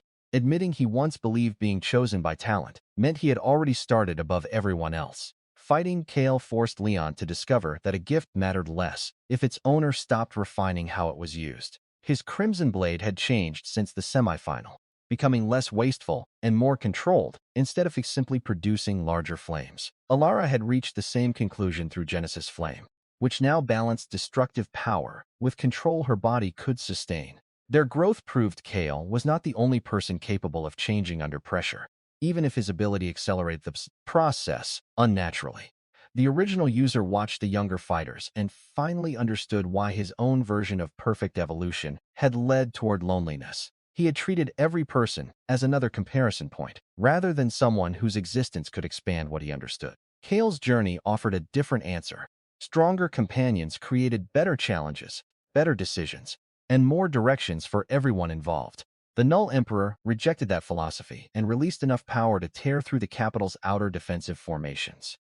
Darkness spread across the ground, while ancient entities descended behind it, turning the confrontation into a battle for the kingdom's survival. Kale raised his sword without pretending he could solve every front simultaneously through personal growth alone. He assigned threats according to what Leon, Elara, the king, Rowan, and the original user could handle most effectively. Perfect evolution helped him recognize the value of coordination instead of automatically directing every answer back towards himself. Leon attacked a concentrated formation of ancient enemies, whose defenses favored direct pressure, using his refined Crimson technique to break their structure. Elara used Genesis Flame where precision mattered, burning hostile energy while minimizing damage to the capital beneath the battlefield. King Alaric protected evacuation routes and prevented weaker defenders from being erased by power far beyond modern warfare. Rowan and the Old Mage stabilized barriers while studying ancient weaknesses. No student could identify through raw instinct alone. The first user confronted entities connected to his own era, using knowledge nobody in the present kingdom possessed. Kale focused on the Null Emperor, whose existence represented the largest threat and the most difficult problem his restored ability had faced. The creature possessed power collected across civilizations, making every attack unlike the fixed styles Kale had learned to analyze before. Fire, lightning, gravity, spatial distortion, and older abilities appeared together, instead of following one understandable discipline. Even with the second stage restored, Kale could not treat such variety like another academy opponent, whose pattern would become obvious quickly. He entered the fight knowing survival through the first sequence mattered more than proving how much perfect evolution had already restored. The Null Emperor attacked with several stolen powers at once, forcing Kale to prioritize survival rather than answer every phenomenon separately. Absolute efficiency once handled one problem through repetition, but perfect evolution now searched for principles, connecting apparently unrelated threats. Kale noticed that even ancient abilities required structure, timing, intention, and some form of energy moving toward a specific result. Understanding those shared foundations allowed him to defend more efficiently than trying to learn every stolen technique individually. The Null Emperor increased pressure, convinced quantity would eventually overwhelm any system built around adaptation and understanding. Kale accepted several minor injuries, rather than wasting effort blocking attacks that could not create decisive damage. That choice shocked nearby warriors until they realized he was conserving attention for the few attacks capable of ending the fight. Perfect evolution refined his priorities as aggressively as it refined his movements, teaching him efficiency at the level of decisions. The ancient warrior recognized the change and stopped offering instructions, allowing the successor to develop an answer that belonged to him. The Null Emperor formed weapons from powers stolen across eras, filling the sky with fire, gravity, lightning, space distortion, and unfamiliar laws. It claimed accumulation had already produced the perfection Kale was still chasing through endless growth. Kale studied the monstrous collection and saw something the Emperor itself had ignored while gathering more abilities. Possessing everything had created enormous power, but it also created overlap, contradiction, wasted control, and countless unnecessary functions. The Null Emperor had become stronger by addition, while absolute efficiency had always taught Kale to become stronger through removal. That distinction turned the enemy's greatest advantage into a problem Kale could finally understand. Now, thousands of abilities descended together, and Kale stopped thinking about matching their quantity with an equal number of techniques. He searched for the smallest set of movements and principles, capable of surviving the entire attack pattern. One step avoided several trajectories at once. One deflection redirected multiple projectiles, and one mana adjustment reduced several elemental effects. The battlefield began looking calmer around Kale, even though the Null Emperor was increasing the amount of power being released. Observers realized Kale was not overpowering ancient abilities. He was reducing the number of problems each ability actually created. The Null Emperor reacted angrily when stolen powers that once destroyed civilizations failed to force separate responses from a single student. Kale told the creature, perfection was not collecting everything that might be useful, but eliminating what served no necessary purpose. That idea threatened the Emperor more deeply than another powerful attack, because its entire existence had been built on accumulation. The creature answered by merging several stolen abilities into larger combinations, attempting to erase the inefficiencies between them. Fire fused with destructive force, spatial pressure combined with gravity, and ancient energy condensed into attacks far harder to separate conceptually. Kale still refused to chase each effect individually, instead studying what the combined attack needed to accomplish its final result. Perfect evolution showed him that complex powers still depended on a few critical transitions where energy changed direction or form. He struck one of those transitions and collapsed an attack far larger than anything his sword could have physically overpowered. The Null Emperor finally displayed uncertainty openly, because Kale was understanding abilities without needing to possess them. The ancient warrior had once grown by surpassing opponents, while the Emperor grew by taking their powers. Kale was following neither route. He transformed every encounter into understanding, carrying lessons forward without needing to carry every technique that produced them. Leon watched from another front and recognized the same principle Kale used when learning from Crimson Blade without gaining its fire. Elara understood it through Genesis Flame, since Kale had taken magical principles from her attack without inheriting her royal elemental ability. Their earlier battles now mattered beyond tournament results, because those experiences had prepared Kale to recognize the Null Emperor's central weakness. The enemy released another wave, and Kale moved through it with far fewer corrections than the first time. Perfect evolution was not making danger disappear. It was reducing how much of the danger remained unknown after each successful survival. Ancient entities surrounding the capital began hesitating as the same power their history feared developed in a direction none of them expected. Some had prepared for a second version of the original user, not a successor, whose growth depended on understanding relationships and context. The Null Emperor ordered them forward anyway, turning the capital into several simultaneous battlefields. Kale refused to abandon his confrontation, trusting the allies beside him to handle threats according to their own strengths. That trust represented another difference from the first user's history. When greater power gradually convinced him nobody else could keep up, the original warrior noticed the contrast and fought with visible relief rather than resentment at no longer being the center of the battle. He finally saw a version of perfect evolution that created stronger cooperation instead of progressively isolating its user. The Null Emperor tried exploiting that cooperation by targeting weaker defenders instead of continuing a direct contest with Kale. Kale predicted the shift from its frustration and redirected only enough attention to prevent the attack from reaching civilians. King Elara completed the defense, proving Kale did not need to handle the entire threat alone for the response to succeed. The Emperor mocked them for relying on each other, but the battlefield kept showing that coordinated imperfection could outperform isolated accumulation. Leon's refined sword art broke an ancient defensive shell precisely when Elara's controlled flame removed the energy sustaining it. Neither technique alone would have produced the same result, and Calcal treated that interaction as another lesson rather than someone else's achievement.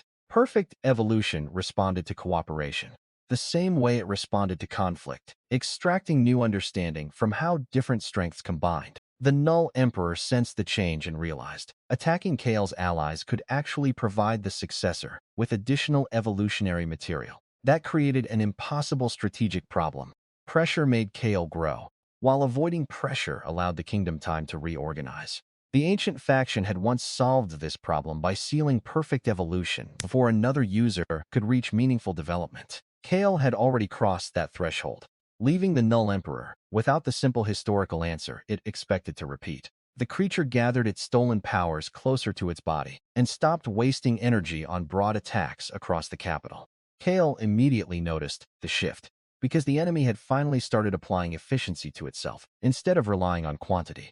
The next strike carried fewer abilities, but combined them far more effectively, forcing Kale backward for the first time in several exchanges. He welcomed the improvement mentally, because an enemy correcting its own waste created a genuinely new challenge. The ancient warrior laughed when he saw Kale's expression, remembering the same excitement he once felt, before fear changed his purpose. Kale answered the refined attack by adjusting his own technique, instead of returning to the solutions that worked against the Emperor's earlier style. Their fights accelerated into a cycle where every correction produced a counter-correction, making fixed tactics obsolete within moments. The Null Emperor possessed ancient experience and enormous resources, while Kale possessed a growth process still expanding its own capabilities. Neither side could rely on the opening advantage anymore, because the confrontation had become a contest over who understood change more deeply. The Emperor eventually abandoned specialized attacks and began compressing everything useful into one central transformation. Its black armor opened into an unstable structure containing traces of countless powers, identities, and civilizations absorbed throughout history. The old mage recognized the transformation and warned that the creature was preparing a form modern kingdoms had never recorded. Kale watched instead of interrupting, because the transformation itself revealed information about what the enemy considered essential. Most stolen abilities disappeared from the surface, while a smaller number of core functions remained active around the body. The Null Emperor claimed it had finally removed the weakness. Kale criticized, condensing accumulation into a single perfected existence. Perfect evolution disagreed before Kale did, showing him instability, where powers with incompatible origins were being forced together. The creature had removed visible redundancy, but not the contradictions buried inside the source of everything it had stolen. Kale understood that true efficiency could not be achieved by compressing unnecessary parts, without understanding why they were unnecessary. The transformed Emperor attacked, and one collision destroyed more terrain than several earlier waves combined. Kale survived by a narrow margin, proving the new form genuinely exceeded the enemy he had just learned to handle. Instead of feeling discouraged, he treated the transformation as another reset point, where old conclusions no longer deserved automatic trust.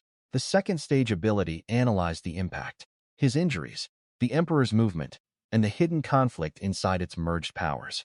Kale's sword technique changed again, becoming simpler after each exchange rather than accumulating more complicated counters. He removed unnecessary flourishes, excessive defensive movements, and attacks designed for situations no longer relevant to this opponent. The original user recognized the pattern as something he never mastered, despite spending thousands of years refining himself. He had continually added better techniques, while Kale was willing to discard even successful habits once they stopped serving the current problem. That willingness made Kale's evolution more flexible than a path, based on preserving every achievement as proof of progress. The Null Emperor noticed attacks becoming increasingly difficult to read, precisely because Kale's movements contained less information to anticipate. One sword motion forced it to defend before realizing the apparent attack had only created a positional advantage. Another movement seemed defensive until it redirected the Emperor toward an unstable section of its own transformed energy. Kale was no longer fighting the creature's power directly. He was using the creature's internal inefficiency as part of the battlefield. The Emperor roared that a child could not understand an existence older than the kingdoms surrounding them. Kale answered that age did not automatically make every decision efficient, especially when the same assumptions had gone unchallenged for centuries. The remark enraged the creature, but its next attack proved the point by repeating a pattern created before Kale was born. Perfect evolution had already learned the principle behind that pattern, allowing Kale to bypass power he could never match through raw force.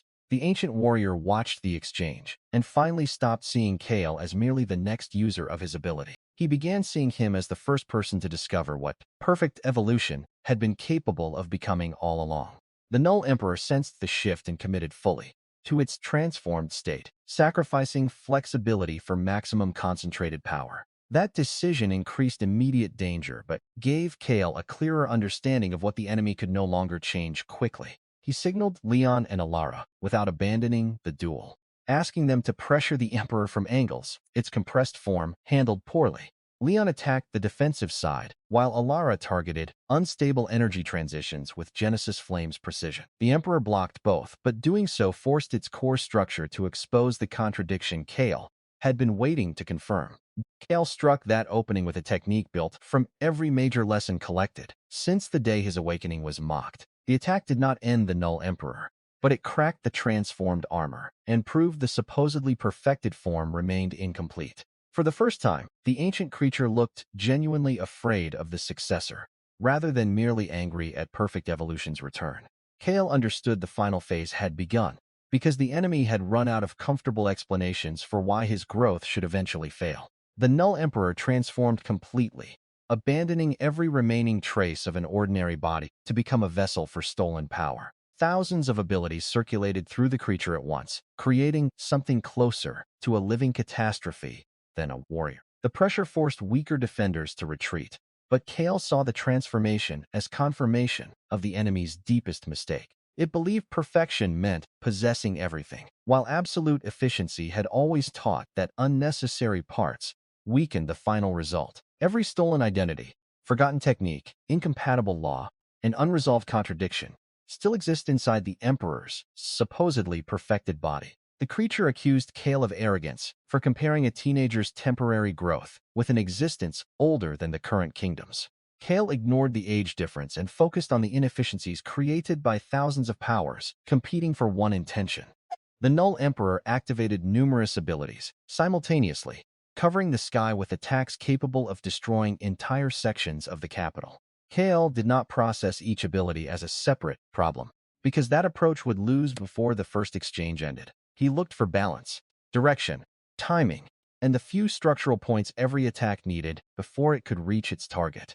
Perfect evolution connected lessons from every previous battle and reduced overwhelming complexity into decisions he could actually make. One sword motion redirected several attacks at once, turning the Emperor's own incompatible energies against each other.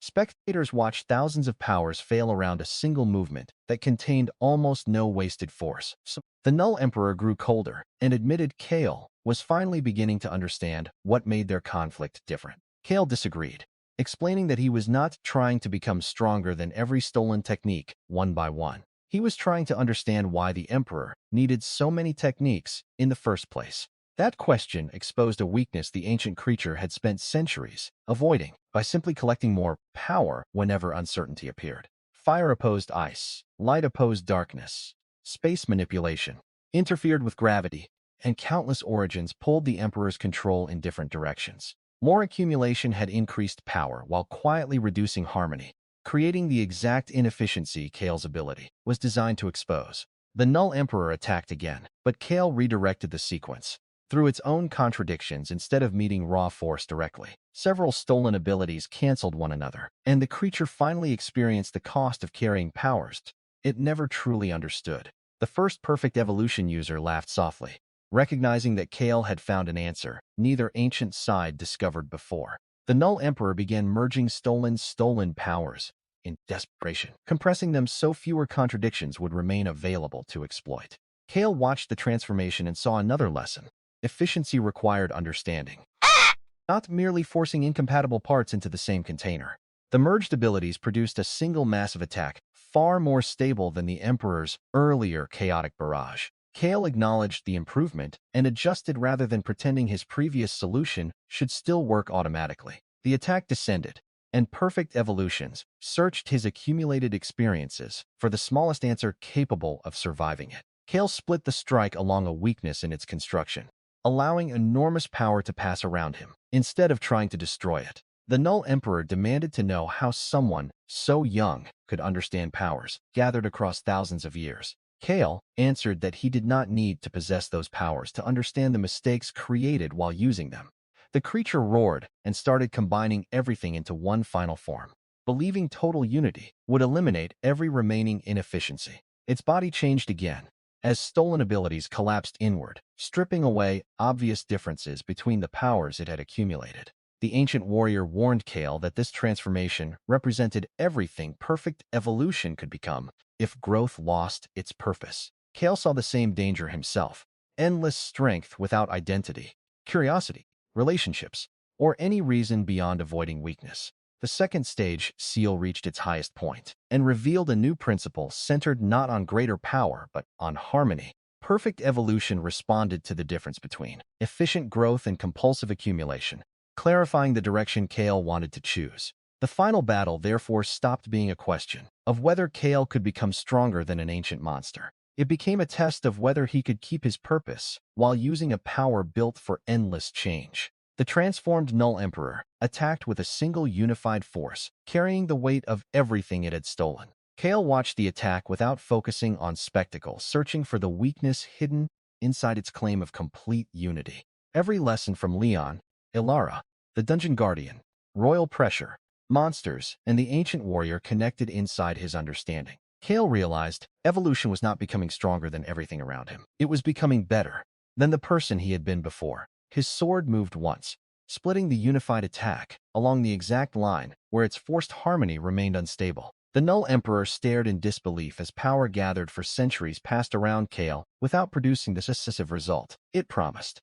Kale explained he had removed the waste instead of trying to overpower the attack, applying his first skills lesson at an ancient scale. The creature reacted by merging its abilities even more aggressively, convinced enough concentration would eventually create something opposition could not survive. Kale told it that reaching the top alone had been the same mistake made by the original perfect evolution user. The ancient warrior smiled because he recognized the correction, coming from someone who had learned a different lesson from weakness. Leon stepped beside Kale before the next attack arrived, bringing a crimson blade refined through the tournament and the war. Elara joined them with Genesis Flame, whose controlled heat illuminated the darkness without consuming the allies around her. King Alaric advanced next, followed by Master Rowan and the ancient mage maintaining support across the damaged capital. The first evolution user raised his own sword, choosing cooperation in the battle where his earlier self would have stood alone. The Null Emperor looked genuinely confused that Kale accepted help after demonstrating enough potential to keep improving indefinitely. Kale answered that every person standing there had changed him, so pretending his strength belonged only to himself would be dishonest. Leon attacked first, cutting through dark energy and weakening the Emperor's unstable outer structure, rather than chasing a finishing blow. Elara followed with Genesis Flame, burning away contradictions in the merged power, without wasting force on what did not matter. King Alaric struck the opening their attacks created while Rowan stabilized the battlefield and prevented the capital from collapsing around them. The ancient warrior added thousands of years' experience, forcing the Null Emperor to divide attention. It wanted concentrated entirely on Kale. Perfect evolution absorbed the relationships between those actions, showing Kale how coordination could create results no isolated technique contained. The Null Emperor released every remaining ability at once, producing more weaknesses each time another stolen function entered the conflict. Kale could see those weaknesses clearly now, because the Emperor had stopped evolving long ago despite endlessly collecting new resources. It had learned how to possess power without learning from the people and experiences that originally created those powers. Kale prepared one final strike built from lessons, defeats, rivalries, survival, and every correction accumulated since awakening. The attack contained no overwhelming spectacle, and no attempt to prove absolute efficiency was secretly the strongest ability by raw force. Kale told the Emperor that weakness was not something life had to erase before growth could begin. Weakness was exactly what revealed the direction improvement needed to take, making it the starting point, rather than the enemy. His final sword movement reached the Emperor's core and struck the contradiction, holding its stolen powers together. Darkness peeled away, followed by elemental abilities, spatial laws, ancient techniques, and fragments collected from substitutions, long gone. The Null Emperor's enormous form collapsed as stolen powers separated, instead of remaining compressed inside one artificial identity. What remained was a tired humanoid existence that had spent eternity trying to escape the vulnerability it once feared. The defeated Emperor looked at its empty hands and told Kale he had reached what the creature wanted for thousands of years.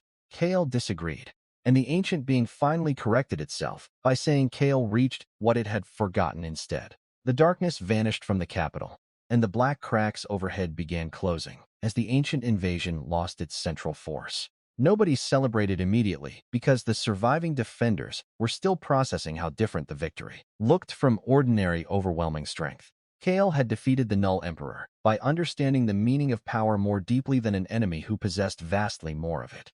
The original perfect evolution user looked toward the clearing sky and understood his reason for returning had finally been fulfilled. He had wanted to know whether the successor would repeat his obsession with surpassing everything until relationships became irrelevant.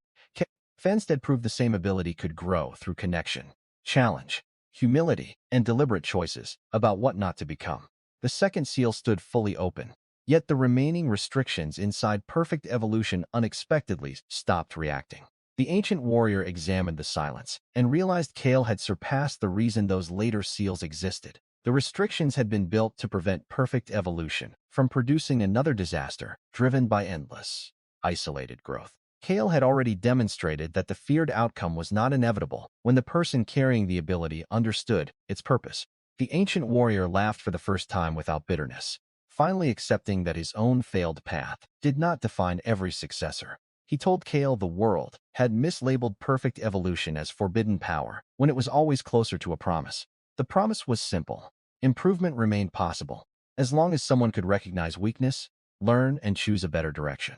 Light gathered around the ancient warrior's body, revealing that his return had always been temporary rather than a second, ordinary life. Kale asked him to wait because thousands of unanswered questions still remained about the seals, history, and everything beyond the capital. The first user refused gently, explaining that his own journey had ended long ago, and the remaining questions belonged to Kale's era. Before disappearing, he left one final instruction that matched the lesson. Carry it through every stage of the story. Kale was told to continue evolving, not toward one fixed throne, but toward whatever new understanding the future demanded. The ancient warrior faded completely, as the last traces of black energy vanished from the sky above the kingdom. Elara lowered Genesis Flame. Leon dismissed Crimson Blade, and King Alaric finally allowed royal defenders to stand down. Master Rowan examined the battlefield, while the old mage stared at Kale, like the history books had just rewritten themselves in front of him. Kale felt stronger, but the most important change was knowing strength alone could never explain what perfect evolution was meant to do. He also understood that the ancient threat had not disappeared simply because one enemy had been defeated. The world beyond the kingdom remained filled with unknown civilizations, powers, and challenges whose rules nobody around him understood yet. For someone carrying perfect evolution, those unknowns looked less like reasons to stop and more like invitations to keep learning. Kale returned his attention to the people beside him before chasing distant possibilities. Revik, recognizing that growth without a life around it meant little.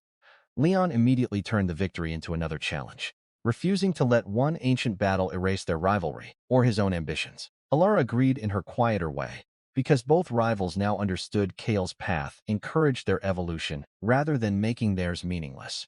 The capital spent days repairing damage while scholars, soldiers, and nobles argued over what the ancient battle meant for the future. Perfect evolution could no longer be treated as a forgotten myth after thousands of people witnessed Kale use its restored power publicly. The kingdom also possessed evidence that the ability itself had never been the simple catastrophe ancient records claimed. King Alaric ordered surviving records re-examined, instead of allowing fear to rebuild the same secrecy that created the original seals. The old mage began comparing modern history with fragments preserved in restricted archives, discovering contradictions surrounding the first user's supposed destruction. Many official accounts described the original warrior as a monster, without documenting the decisions that pushed him toward isolation. Kale refused to excuse every consequence of that ancient path, but he also rejected history, written only by people afraid of possibility. Master Rowan returned to the academy with an entirely different understanding of the skill he once classified as a support ability. The institution had taught students that awakening rank defined realistic potential, and Kale's existence made that assumption impossible to preserve unchanged. Instructors started paying closer attention to growth patterns, discipline, and how students developed weaker abilities instead of judging only initial spectacle. Kale became the obvious example used in those discussions, though he disliked being treated as proof that every weak skill secretly hid ancient power. His situation remained unique, and he repeatedly reminded younger students that improvement still required work, survival, and decisions under pressure. The 100 times multiplier had created opportunity, but it never swung a sword, faced a monster, or endured pain for him. Kale's early failures remained important, precisely because the ability needed real experiences before it could refine anything meaningful. Students who once mocked him now approached with questions about training rather than asking how to obtain his exact advantage. Kale taught them to examine wasted motion, poor habits, and assumptions inside their own techniques, instead of chasing his impossible mechanic.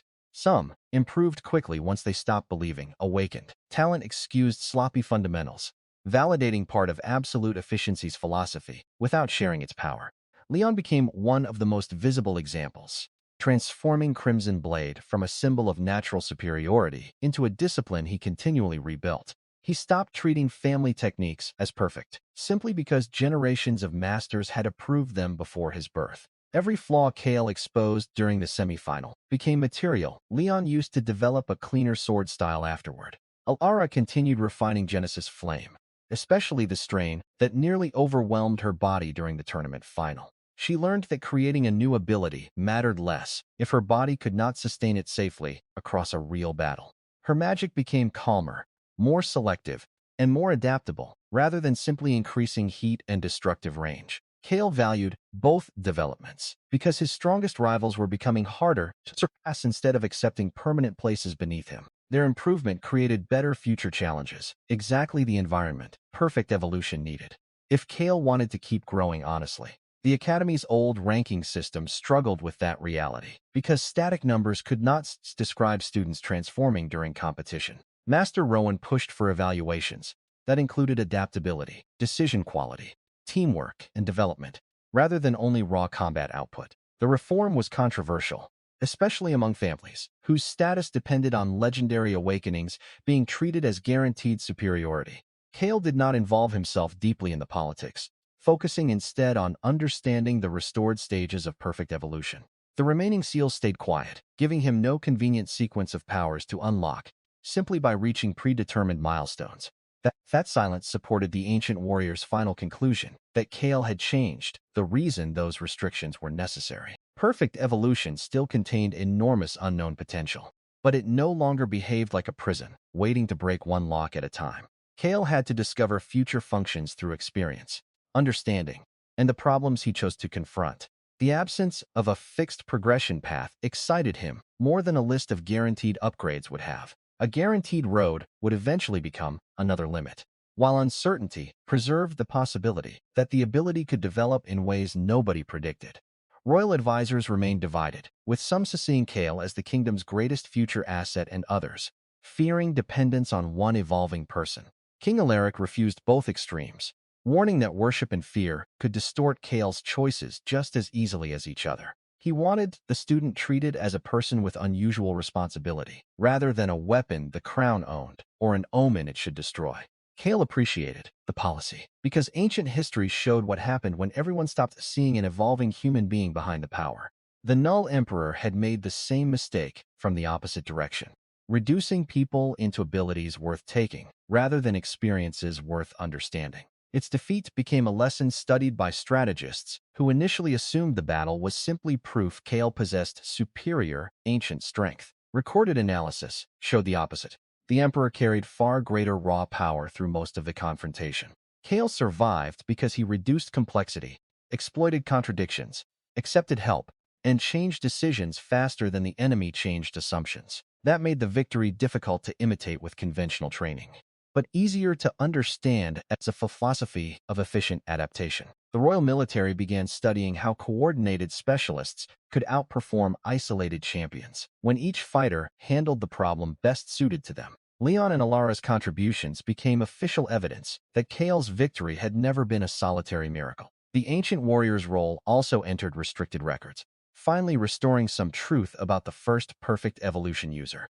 He had not begun as a destroyer. Fear, isolation, obsession, and his own choices gradually shaped the dangerous path remembered by history.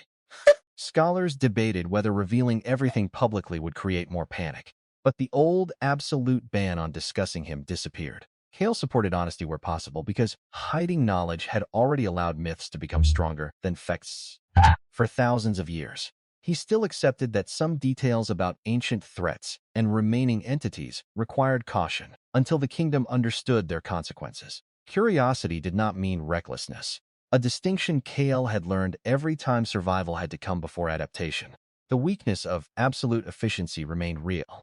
Even after its restoration, an experience could teach him only if he survived it first. Perfect evolution expanded his options dramatically, but no ability gave him permission to ignore threats capable of ending him instantly. Kale therefore continued preparing fundamentals instead of assuming the Null Emperor's defeat proved nothing else could threaten him. He returned to basic sword swings, breathing drills, mana circulation, and simple spells that looked absurdly ordinary after an ancient war. Classmates asked why someone capable of fighting forgotten still practiced techniques beginners used during their first weeks. Kale answered through action, because every advanced movement still depended on foundations becoming cleaner rather than magically disappearing. The same 100 times efficiency mechanic that started with a candle remained valuable even after perfect evolution regained broader functions. It reminded him that enormous progress could still come from improving something small instead of constantly chasing spectacular new abilities. Leon occasionally joined those sessions and turned simple drills into competitions over who could remove more wasted movement. Their rivalry became healthier once Leon stopped needing Kale's weakness to validate his own talent. Elara sometimes watched before adding magical exercises that forced both swordsmen to adapt to changing environmental conditions. The three gradually created training problems more difficult than anything the Academy's original curriculum had been designed to provide. Master Rowan tolerated the disruption because every session generated lessons useful for instructors studying adaptive development. Kale also revisited the beginner dungeon, where the hidden guardian first called him inefficient. The ancient stone door did not reappear, and no obvious trace of the battlefield remained behind the ordinary corridor. Kale nevertheless remembered the guardian's lesson every time a familiar technique began feeling too comfortable to challenge him. A perfected habit could become another weakness if he treated it as permanently correct when circumstances changed. That idea became central to his later training, preventing efficiency from turning into rigid obsession over one supposedly optimal answer. The world itself kept changing, meaning a solution efficient yesterday could become wasteful after new information appeared. Perfect evolution therefore demanded humility from Kale, more consistently than any instructor could manage through lectures. Every time he believed he understood something completely, another challenge revealed a condition his earlier conclusion never considered. Rather than finding that frustrating, Kale increasingly enjoyed the process of replacing certainty with better understanding. The Academy student who once wanted proof he was not useless gradually stopped measuring himself through other people's approval. Recognition arrived anyway, but it no longer held the emotional power it would have had on Awakening Day. Kale had already learned that a crowd could laugh at the beginning of a process, while knowing almost nothing about its ending. He also learned applause could be equally incomplete, because today's victory said nothing about tomorrow's limitations. That perspective protected him from becoming the kind of celebrated prodigy who stopped searching once society finally called him exceptional. The ancient warrior's warning remained vivid. Unlimited potential meant very little if the person carrying it stopped choosing meaningful directions. Kale chose learning, difficult opponents, useful relationships, and problems capable of expanding his understanding, rather than empty demonstrations of superiority. That choice gradually shaped how perfect evolution responded, making the ability feel less like inherited ancient machinery and more like his own path. The kingdom recovered, and the fear surrounding perfect evolution softened as months passed without Kale, turning into the catastrophe ancient stories predicted. Other nations remained cautious, sending observers and researchers who wanted proof the restored ability could be trusted beyond Alaric's borders. Kale did not promise permanent harmlessness, since making such a claim would ignore the exact uncertainty his power represented. He promised responsibility instead, accepting that every new capability created another reason to examine how and why he intended to use it. That answer satisfied fewer politicians than a guarantee would have. But Luff, King Elara considered far more honest. Elara understood because Genesis Flame carried risks she could not solve simply by declaring herself a good person. Leon understood through Crimson Blade, since power inherited from a respected family could still become dangerous when pride controlled its direction. Their friendship remained competitive enough that none of them used responsibility as an excuse to avoid difficult growth. Kale continued seeking opponents who could expose weaknesses, while refusing battles whose only purpose was humiliating someone weaker. The difference mattered because challenge created evolution, but cruelty created nothing useful unless a person confused domination with progress. That distinction separated Kale more clearly from the path the Null Emperor had taken across countless civilizations. Ancient enemies had viewed other lives as resources to consume, while Kale viewed encounters as opportunities to understand without owning them. Perfect evolution became stronger, precisely because it did not require him to steal what made other people unique. Leon could remain Leon, Elara could remain Elara, and Kale could still carry forward lessons their abilities revealed. The same principle allowed teamwork to strengthen everyone instead of reducing allies into extensions of one central hero. By the end of the academy year, the boy once ranked near the bottom had permanently changed how students discussed potential. Weak awakenings were still weak beginnings, but nobody could confidently describe every low-ranked skill as a permanent sentence anymore. Kale had proven that starting point and final possibility were different questions, even if his own case remained extraordinarily rare. Years passed, and the kingdoms slowly replaced the old taboo around perfect evolution with research into what its history actually taught. Scholars stopped describing the original user as a simple monster and began examining the fear, isolation, and choices that shaped his downfall. Kale became the living counterexample, proving the same underlying power could create a different future under different decisions. The change did not turn perfect evolution into an ordinary school subject, because its scale remained far beyond normal awakened abilities. Researchers instead treated Key's journey as evidence that power could not be evaluated separately from the person directing it. Ancient restrictions became historical warnings. Rather than automatic proof, the ability itself deserved permanent erasure. Kale never treated that rehabilitation as permission to become careless with functions nobody else could realistically control. He continued training every morning, long after people considered him powerful enough to stop worrying about academy-style fundamentals. Observers found the habit strange because legendary victories usually encouraged heroes to abandon basic drills for more impressive techniques. Kale saw the opposite logic. Fundamentals were valuable, precisely because every advanced solution still depended on them working correctly. Simple sword swings continued becoming cleaner, demonstrating that 100 times efficiency had never stopped mattering beneath perfect evolution's grander abilities. Basic flame spells remained useful for studying mana control, without the distractions created by larger magical effects. Breathing exercises still revealed inefficiencies during fatigue, reminding Kale that his body could always develop another weak point under new conditions. He trained because reaching one level of strength did not make every future situation understandable or every old habit permanently optimal. Leon remained beside him through many of those years, transforming Crimson Blade into a sword art far beyond its academy form.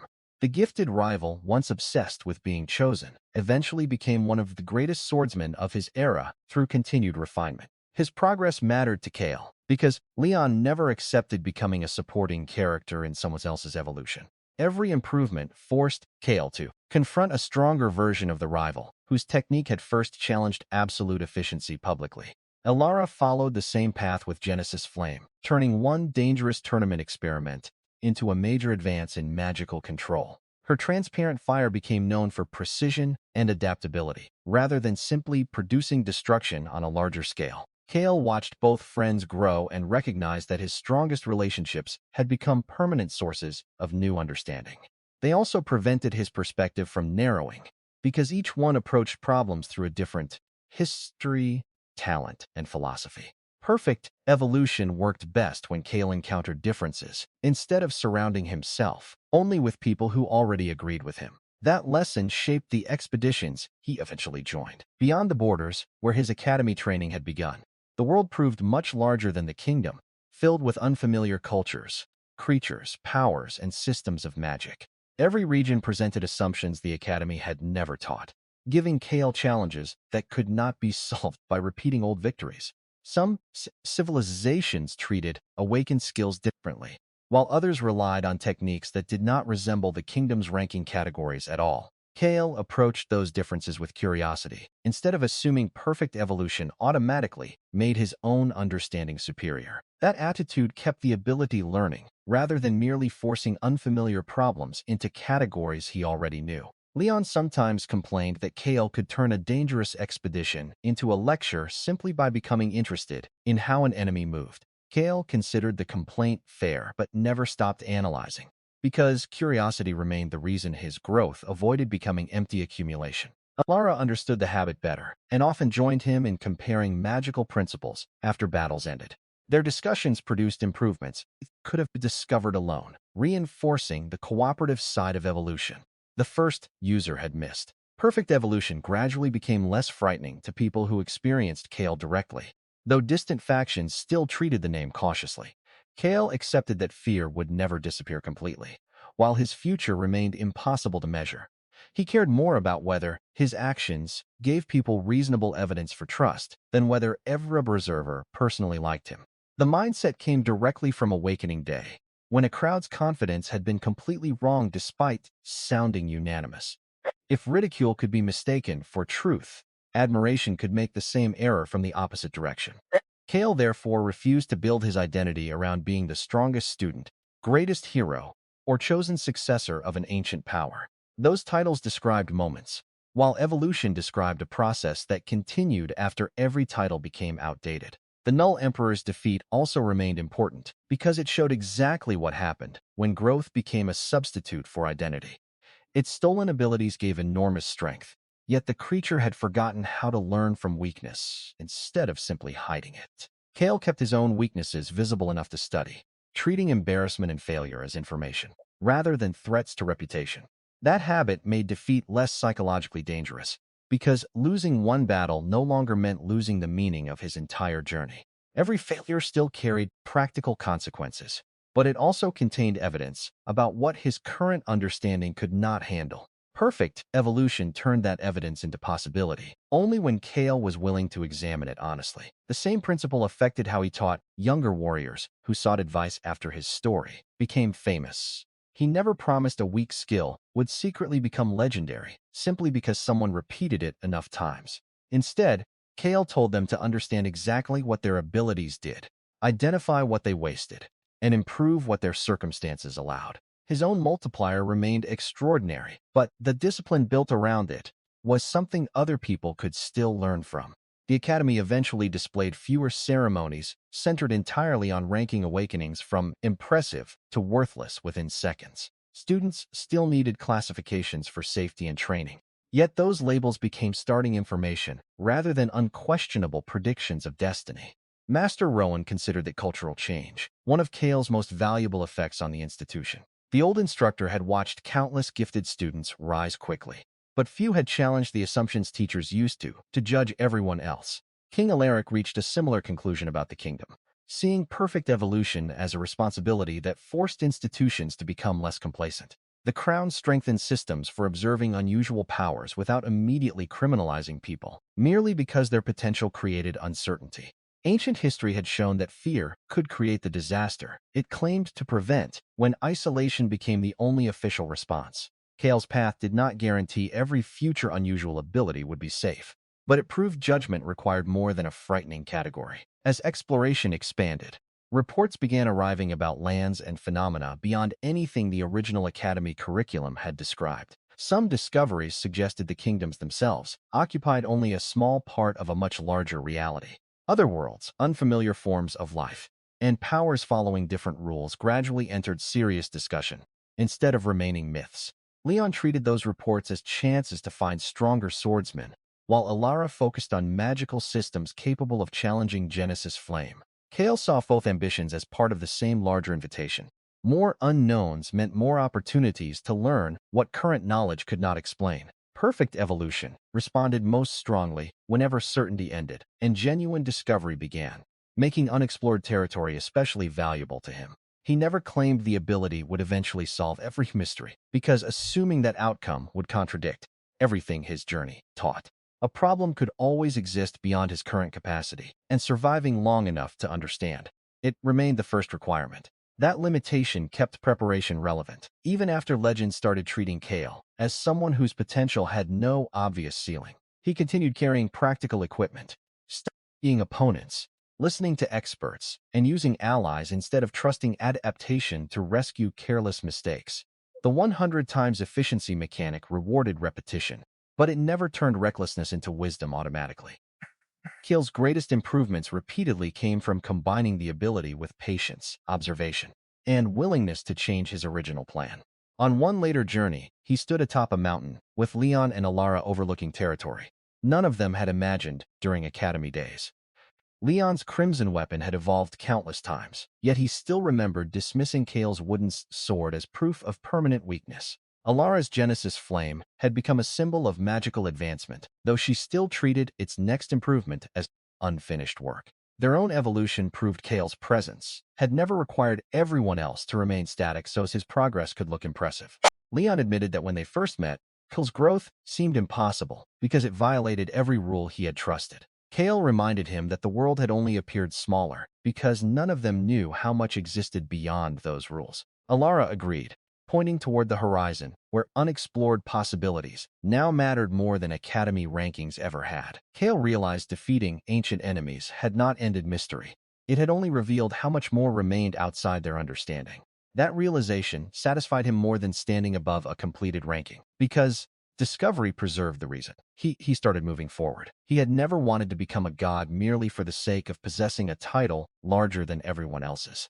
Kale wanted to know what could happen if a person refused to treat current limitation as permanent truth. Absolute efficiency gave that question a mechanical answer. Every time repeated use turned waste into cleaner performance. Perfect evolution expanded the same answer into a philosophy, capable of changing skills, decisions, relationships, and eventually his understanding of possibility. The weakest support skill had therefore never been terrifying because it started with hidden overwhelming power. It was terrifying because 100 times improvement transformed tiny lessons into a growth curve. Nobody evaluating the first moment could predict. The awakening crowd had judged the skill by what it could do immediately and never asked what repeated use might eventually create. Leon initially made the same mistake, measuring Kale against talent already visible instead of potential still being constructed through experience. Royal officials later repeated it from another angle, fearing an unknown ending without understanding the choices shaping the road toward it. The ancient sealers made the largest version of that mistake by trying to bury a power whose direction depended on its user. Kale's journey proved none of those fears were meaningless, but every one of them became incomplete when treated as destiny. Weakness could become strength, strength could become waste, talent could become complacency, and failure could become information under the right conditions. Perfect evolution did not erase those contrasts. It made Kale keep examining them, instead of accepting whichever label sounded most comfortable. That was why he continued training after saving the capital, after changing the academy, and after ancient history finally acknowledged him. Every new day still contained movements that could become cleaner, decisions that could become wiser, and limits nobody had tested yet. Kale looked toward the endless horizon without seeing a final throne, perfect rank, or single destination waiting at the end. He saw possibilities, and each one carried the same invitation, hidden inside his mocked awakening years earlier. Use something, learn from it, remove what fails, preserve what matters, and become capable of answering a harder challenge next time. The world once called absolute efficiency useless because its first result looked too small to matter besides legendary powers. Years later, everyone understood the real danger was never its starting strength, but how relentlessly those tiny improvements could compound. Kale Ardan kept moving forward, proving that the weakest beginning could become extraordinary when every experience was allowed to make him better.